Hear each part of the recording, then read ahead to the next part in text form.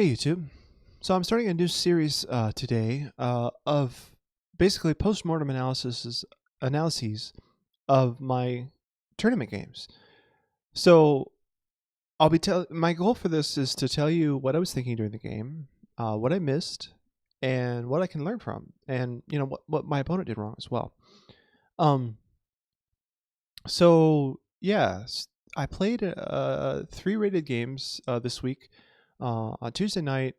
The Parma Chess Club has these quads that they hold, and sometimes some sections are better than quads. They're like mini Swisses or whatever. Um, so there were 3 sections Tuesday night, or maybe even 4. I don't know. There were 2 small Swiss tournaments, and then I think there might have been 2 quads. At least one quad, the quad that I played in.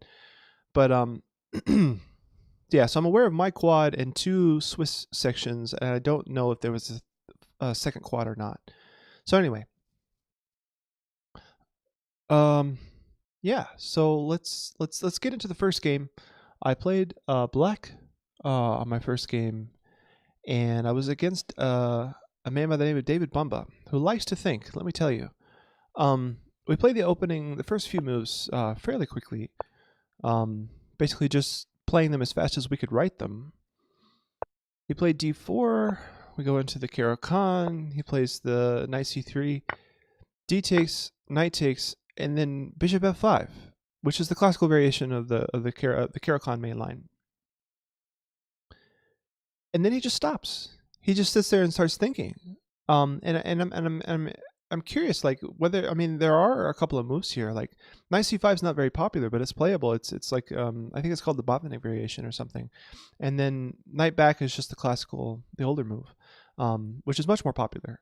And yeah, so he ends up playing back this way, and I guess he was trying to choose between these 2 moves. But okay, so we play onward, and white has 2 moves here, h4 and knight f3. He chose knight f3. It's perfectly fine. And then I played knight f6, which is not the main move, but I think it's better than the main move. It's a less popular move that scores better for black than the main move. The main move is knight d7, which is slow, and it's better to wait and keep the knight back on b8, so that after c5 you can play it on the better square c6 as compared to d7. So knight f6, and now the main move is to play h4, but lots of like really strong grandmasters don't play h4 here. So yeah, his next move isn't a mistake. It's just not main line, and black actually scores better though in his move than h4. So maybe h4 is something for him to look at.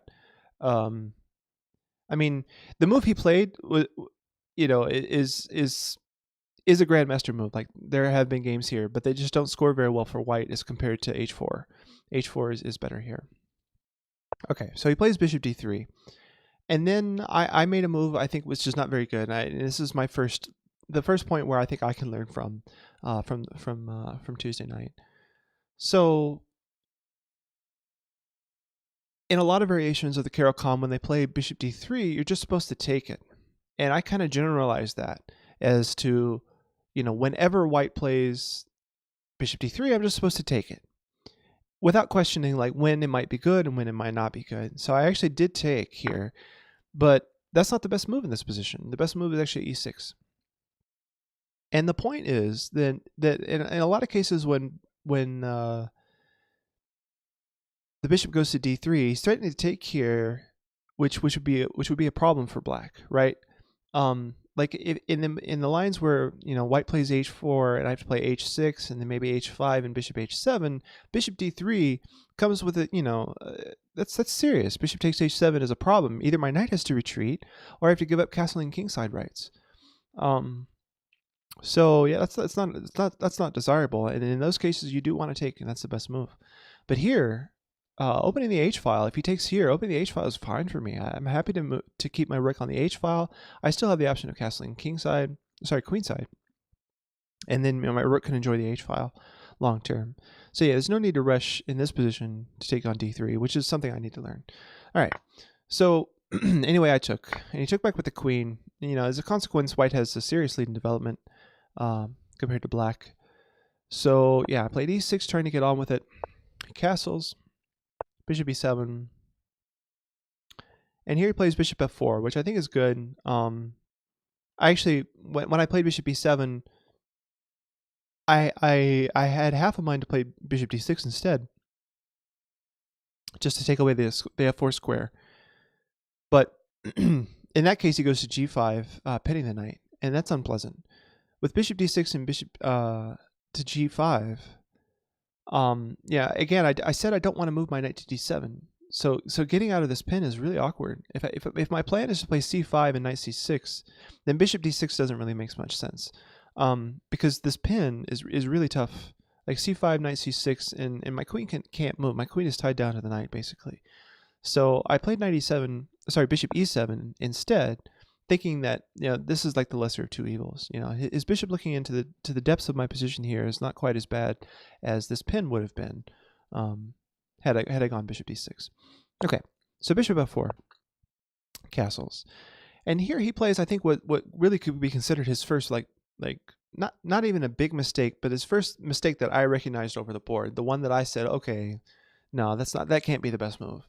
So he plays rook ae1, and the computer calls this an inaccuracy. And my reasoning over the board was just like, okay, what is this f1 rook doing?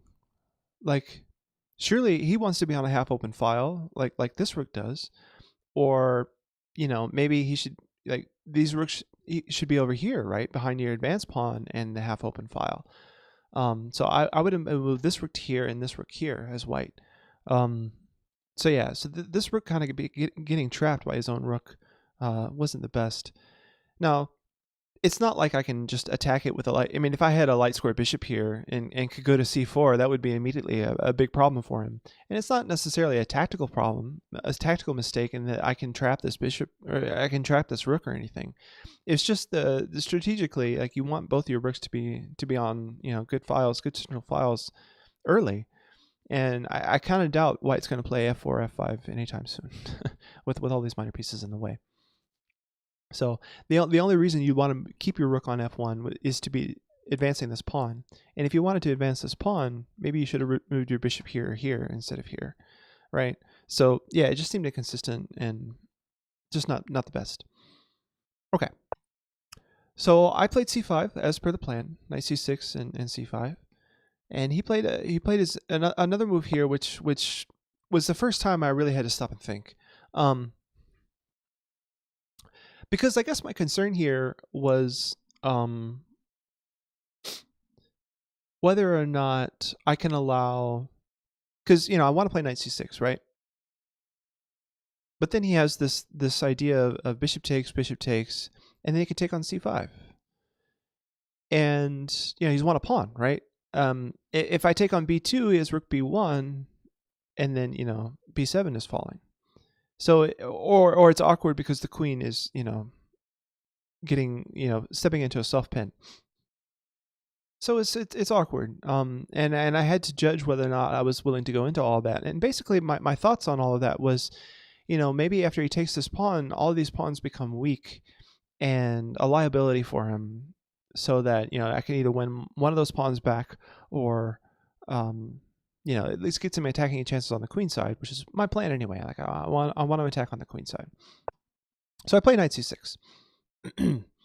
And yeah, so my idea is just to put pressure on the center and coordinate with his pawn and all this stuff, just develop the knight, right?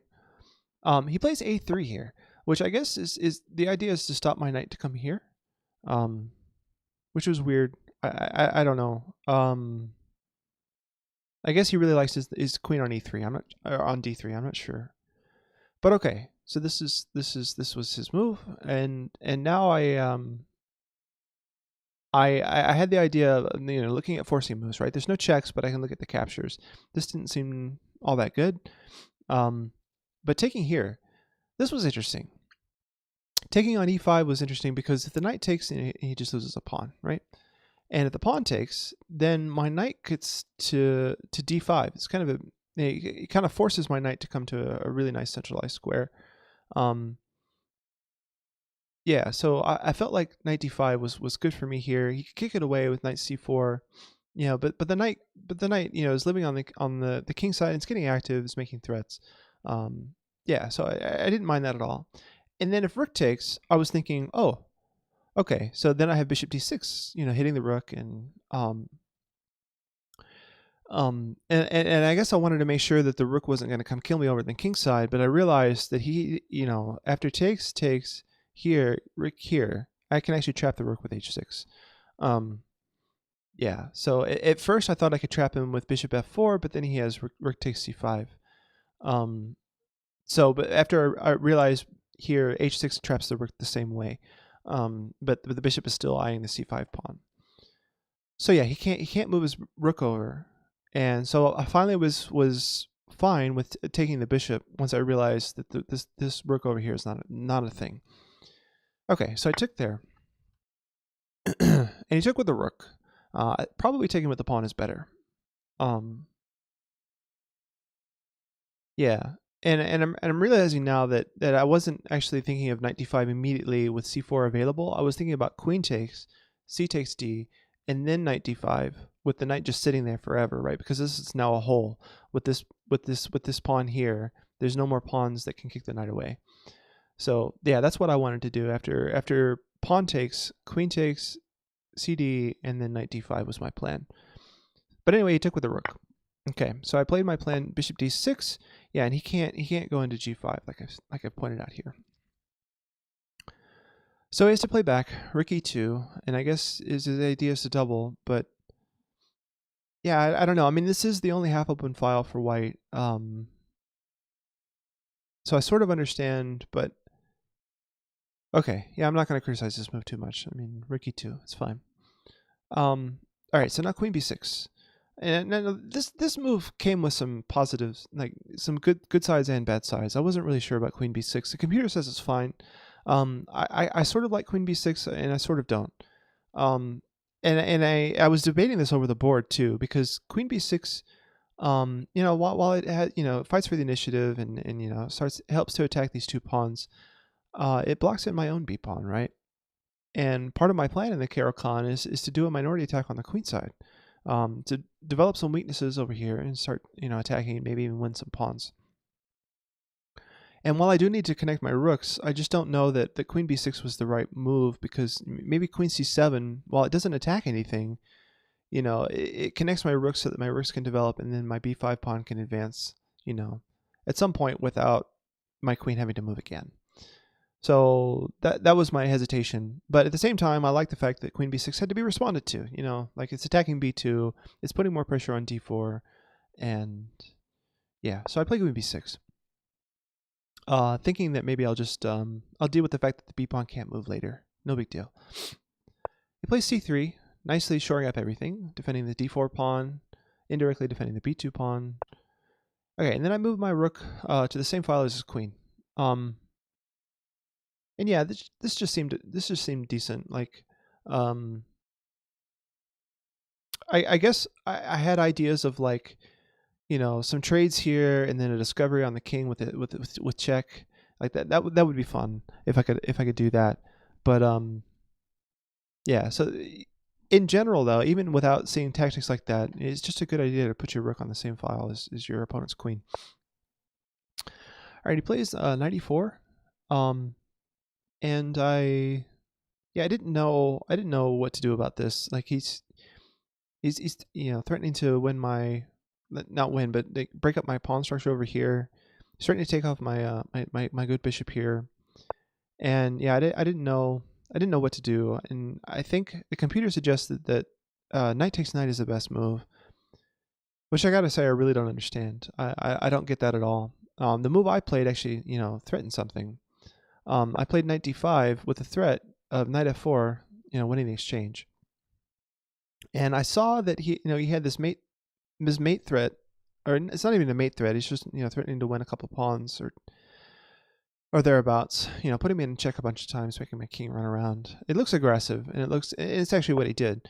But when I played knight d5, I saw that I could just play like g6 or f5, and I was probably fine.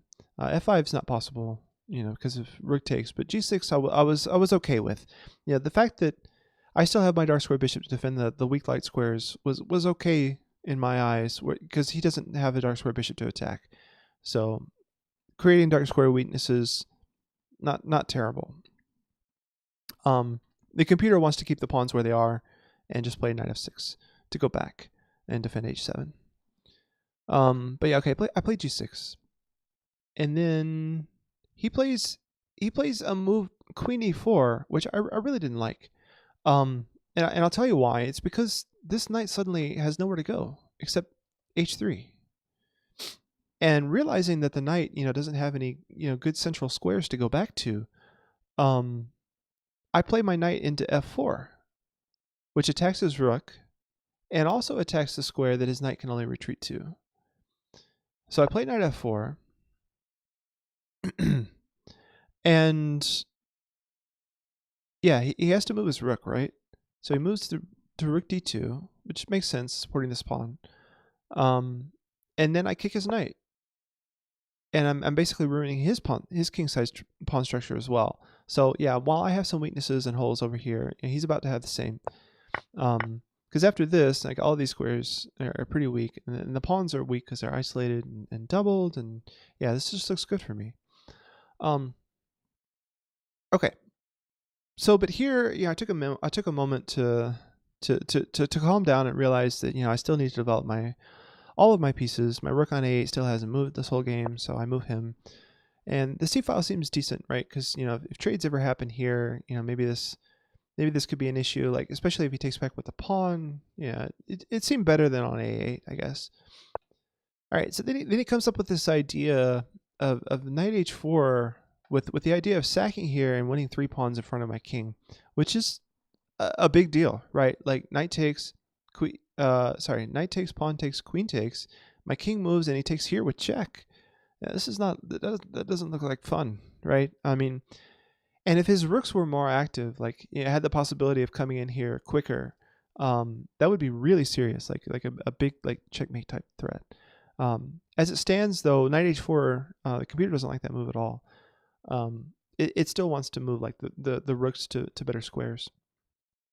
But anyway, I had to take this seriously. Like, if I lose all my pawn cover for my king, that's long term big deal, even if he is sacking a knight for it. So I had the idea to cover him capturing this pawn twice because his king is on the g file. So if I move if I lift one of my rooks, I had the idea that knight takes, pawn takes, queen takes, and then rook comes here, pins the queen to the king, so he can't take the pawn on g6 a second time. But then I saw that, like, moving one of my rooks, it's really passive. Like, there's no real reason to move my rooks up like that, other than maybe to double them, and it's not clear where I want to double them. If I want to double them on the c file or the d file or what, and I guess it wouldn't matter because, oh yeah, okay. So I'm looking at this now. It actually wouldn't matter which rook I move up, because I could still double them on the c or the d file in the future. So that's interesting. Maybe I should have considered that further. Yeah. So like rook d7 here, and if I wanted to double up on the d file, I could play this rook over. If I wanted to double up on the c file, I could play this rook over. That's kind of nice. But anyway, probably queen c7 is still better. The move I played was queen c7 because it still does the same thing, but it also attacks the h-pawn with the bishop battery there. So I played queen c7, and then he went along with his thing anyway, not realizing, I guess, that queen g7 would end all the attack. So knight takes g6, and then after f takes g6, I think he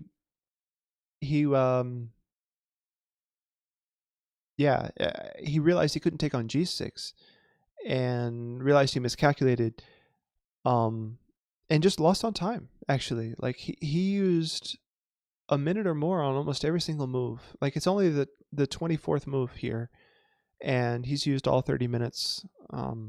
So yeah, he was using a minute or two on every single move. I tried not to move too quickly, and the whole game I was trying to like keep the buffer, like where I had like 2 or 3 minutes more than him the whole game. So yeah, he just lost on time after f takes g.